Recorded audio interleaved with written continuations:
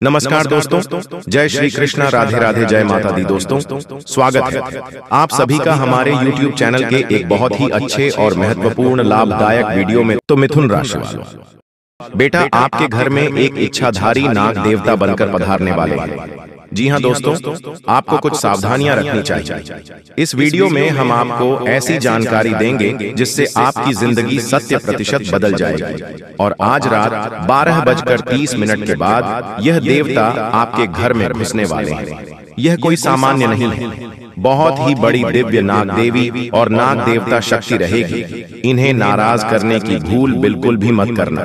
कई बार जाने अनजाने में हम कुछ लोगों को अपमानित करके हमारे घर से भगा देते हैं। हमारे घर में घुसने वाले जीव जंतुओं को भी हम मार देते हैं। आपकी यही एक गलती आपके आने वाले पूरे भविष्य पर भारी पड़ सकती है, क्योंकि यह देवता आपके घर में किसी भी रूप में प्रवेश कर सकते हैं। डरने वाली कोई बात नहीं है, यह तो आपको आशीर्वाद देना चाहते हैं। अभी आपके ऊपर है कि आप आशीर्वाद लेना चाहते हैं या नहीं लेना चाहते हैं। वीडियो बहुत खास है, बिल्कुल भी इस मिस ना करें और शुरू से लेकर अंत तक जरूर देखिएगा, क्योंकि दोस्तों जो ज्ञान हम आपको देने वाले हैं आपके भी रोंगटे खड़े कर देगा। सबसे पहले जो भी महादेव के सच्चे भक्त हैं इस वीडियो को लाइक जरूर करें और कमेंट बॉक्स में जय श्री हरि नारायणन, जय माता लक्ष्मी जरूर लिखेगा और साथ ही साथ श्री साईं नमस्ते जरूर लिखिएगा। अगले 1 महीने के अंदर में असंभव से असंभव कार्य भी पूरा हो जाएगा। अब दोस्तों आपने अतिथि देवो भवः इस कहावत को या फिर इस पंक्ति को, इस स्तुति को तो सुना ही होगा। भारत में अतिथि देवो भवः की परंपराएं जाती है, परंतु फिर भी जब हमारे घर में मेहमान आते हैं तो कुछ लोग उन्हें वह बोझ समझते हैं। मन ही मन यह सोचते हैं कि यहाँ से कब उठेंगे, यह उठे तो हम कुछ खाएं, ये उठे तो हम कुछ खाएं, ये यहाँ से उठे तो कुछ कार्य करे। परंतु अगर कोई देवता आपके घर में मेहमान बनकर घुस गए या वह किसी भी रूप में आ सकते हैं, और यदि आपने उन्हें भगा दिया, नहीं पहचाना और अपमानित कर दिया, तो दोस्तों फिर सोच लीजिए आपकी जिंदगी का क्या हाल होगा। इसीलिए तो कहा गया है अतिथि देवो भव, यानी कि हमारे दर पर आया हुआ अतिथि हमारे लिए देश के समान होता है। और यही देवता अब आपके घर में घुसने वाले हैं, तो अब आपको उन्हें नाराज नहीं करना है। हमें तो हर मेहमान की पूजा करनी है, चाहे वह बहुत बड़े से बड़ा क्यों ना हो और छोटे से छोटा क्यों ना हो। अगर हम उसकी पूजा करेंगे तभी तो ईश्वर हमें आशीर्वाद देंगे। किंतु द्वार पर आए मेहमान पर इतनी मेहमान करें तो मैं इसके दर पर जब जाऊंगा तो कितना कल्याण होगा। अब भगवान भी आपके दर पर किसी भी रूप में आ सकते हैं, इस बात में कोई भी दोहराए नहीं है। इसीलिए दर पर आए मांगने वाले की दर पर आए, चेक की घर पर आए। मेहमान की कभी भी बुराई नहीं करनी है, उनके खिलाफ मन में कभी भी दिवस्त या गलत भावना उत्पन्न नहीं होने देनी है। और हमें इस चीज का ख्याल रखना है कि हमें आगे बढ़ाना है, उनकी सहायता करने के लिए, उनका नमन करने के लिए, क्योंकि यही आपका सूत्रधार साबित होगा। इस बात को आप हमेशा याद रखिएगा। अब बहुत सारे लोग जीव जंतुओं से बहुत डरते हैं। देखिए, हर प्राणी में परमात्मा का वास है। परमात्मा ने सभी को बनाया है, डरने की कोई बात नहीं है। हमें सभी जीव जंतुओं की रक्षा करनी है, परंतु बहुत सारे लोग कीड़े मकोड़े को देखते ही उन्हें मार गिराते हैं। ऐसा करके वो बहुत बड़ा पाप अपने हाथों से कर रहे होते हैं। इस बात का आपको अंदाजा नहीं होता, लेकिन बहुत बड़ा अनर्थ आपके द्वारा हो चुका होता है। यह आपको बिल्कुल भी शोभा नहीं देता है, आपके पाप कर्मों को बढ़ाता है और आपके लिए अपने महत्वपूर्ण कार्य में अटकने पैदा करता है। तो अब अगर आपके घर में कोई देवता आने वाली है तो वह जीव जंतुओं का रूप लेकर भी आ सकते हैं। मान लीजिए वह किसी जंतु का या फिर जीव का रूप लेकर आपके घर में आ रही है और आपने उन्हें बहुत मार करके भगा दिया। यह थोड़ा छोटा कीड़ा मकोड़ा, उसे आपने अपने पैर से कुचल दिया, तो सोचिए आपके द्वारा कितनी बड़ी गलती हो जाएगी। यही तो दोस्तों परीक्षा का समय होता है। मान लीजिए अनजाने में आपसे अगर कोई गलती हो जाती है तो दोस्तों मौका होता था आपके पास में किस्मत को चमकाने का, उस मौके को आप खो देते हैं। तो हमारा आपसे यही आग्रह है कि मात्र 24 घंटे बाकी रह गए हैं। आज रात 12:30 के बाद कभी भी देवता आपके घर में प्रवेश कर सकते हैं।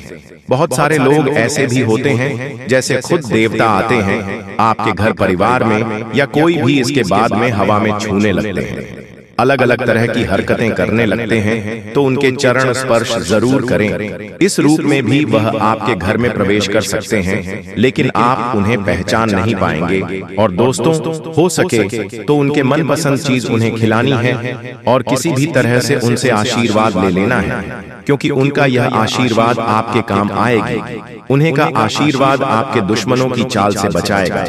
उन्हीं का आशीर्वाद आपको हर परिस्थिति का सामना करना सिखाएगा। आने वाले अगले दिनों में एक और चाहा तो दूसरी ओर रहा, यानी कि जो चाहेंगे उसी का रास्ता बन जाएगा। परंतु कई बार ऐसा भी हो जाता है कि इंसान मन से जो काम करता है उसका रिजल्ट बहुत अच्छा आता है, और जो लोगों की बातें सुनकर काम करता है उसका परिणाम अच्छा नहीं आता। इसलिए आप भगवान को पूछिए, लेकिन अपने मन से, ना कि किसी दूसरे के कहने पर। अगर आपकी कोई मन्नत पूरी नहीं होती है तो उस भगवान को बदल देते हैं, किसी और भगवान की शरण में चले जाते हैं। वहां पर भी उसकी मन्नत पूरी नहीं होती तो तीसरी भगवान की शरण में चले जाते हैं। और यहाँ तक तो छोड़िए, जब बहुत समय तक आत्म नहीं होता है तो अपने धर्म को छोड़कर किसी और धर्म के पास पहुंच जाता है। मानव यहाँ तक गिर चुका है कि उसे सिर्फ अपना काम पूरा करना है। जी हाँ, तभी वह उन भगवान को मानेगा। देखिए दोस्तों, हम आपको एक उदाहरण के तौर पर बहुत गहरी बात समझेंगे। कान लगाकर सुनिएगा। मान लीजिए आप एक कुआं खोद रहे हैं, आपने उसे थोड़ा सा खुदा और पानी नहीं आया तो आप दूसरा कुआं खोदने लग गए, उससे भी आपने थोड़ा खुदा और पानी नहीं आया, फिर आप तीसरा कुआं खोदने लग गए। इसी तरह से आप कुआं खोदते गए और किसी में भी पानी नहीं आया। पानी न आने का कारण क्या था? आपने सब कुओं को थोड़ा थोड़ा खोदा। अगर आप एक ही कुओं को लंबा खोद देते, गहरा खोद देते, तो 100% गारंटी थी कि उसमें से पानी आ जाता। उसी प्रकार से अलग अलग भगवानों को पूछने की गलती मत करिए। चाहे आपका काम बन रहा है या नहीं, किसी एक भगवान की भक्ति में ही लीन रहिए। अगर आपके साथ महादेव की बन रही है तो महादेव से बना लीजिए। राम जी के साथ आपका कनेक्शन बैठा है तो आप राम जी से बना लीजिए। आप कृष्ण जी को मान लीजिए, आप माता रानी को मान लीजिए, लेकिन भक्ति में बदलाव मत करिए। किसी एक ही भक्ति को अपनाइए। आप सब एक हैं, कोई अलग नहीं है। आपका काम जरूर बनेगा, लेकिन आपको एक ही कुएं को गहरा खोदना होगा, क्योंकि दोस्तों भगवान एक ही है, किंतु उसके रूप अनेकों हैं। जैसे कि दोस्तों हमने आपको बताया कि यह देवता किसी भी रूप में आपके घर में दस्तक दे सकते हैं। अगर सामान्य आंखों से उन्हें आप नहीं देख पाए तो यह दूसरी बात है, लेकिन किसी का रूप देख करके अगर आपके द्वार पर आते हैं तो चाहे कोई भी आ जाए, मांगने वाला ही क्यों ना हो, उसे आदर सत्कार से कुछ देना है, उसका सम्मान करना है, उसे प्यार भरे ही बोल बोलने हैं, उसे कड़वी बातें नहीं करनी है। यह बात आप खास तौर पर ध्यान रखें, क्योंकि अक्सर जब हमारे दर पर कोई मांगने वाला आता है तो हमारा मुंह बन जाता है। हम उसे कुछ देना नहीं चाहते,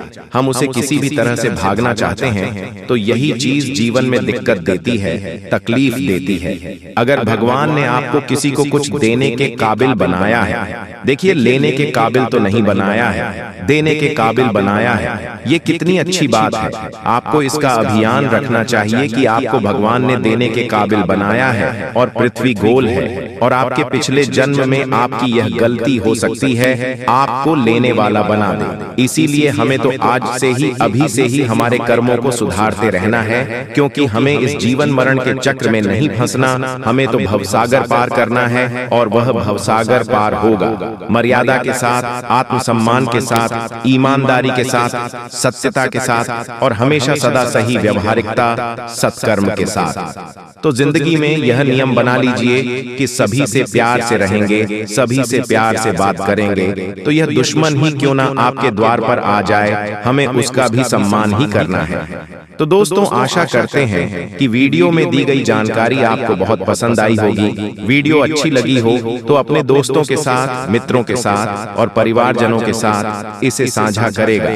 साथ ही कमेंट बॉक्स में सच्ची श्रद्धा से जय शिव शंकर, ओम नमः शिवाय लिखकर अपनी मनोकामना भी लिख दीजिएगा, ताकि भगवान आपकी सीधे सुनवाई कर सके।